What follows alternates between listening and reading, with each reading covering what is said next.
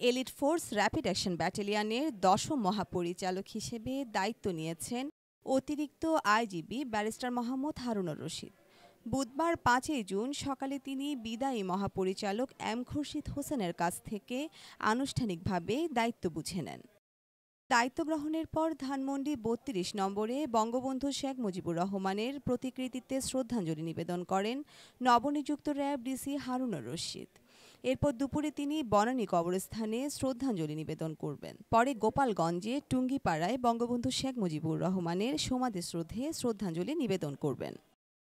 এর আগে গত ২৯ মে খুরশীদ হোসেনকে সরকারি চাকরি থেকে অবসর দিয়ে প্রজ্ঞাপন জারি করেন সরকার। তার জায়গায় নতুন দায়িত্ব পান ব্যারিস্টার মোহাম্মদ হারুনুর রশিদ।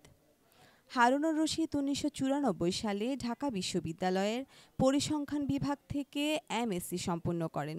২০০৯ সালে যুক্তরাজ্যের ইউনিভার্সিটি অব লন্ডন থেকে এলএলবি এবং ২০১৬ সালে ঢাকা বিশ্ববিদ্যালয় থেকে এমবিএ ডিগ্রি অর্জন করেন।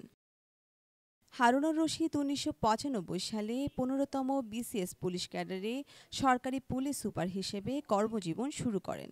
তিনি পুলিশের বিভিন্ন পদে চাকরি করেছেন।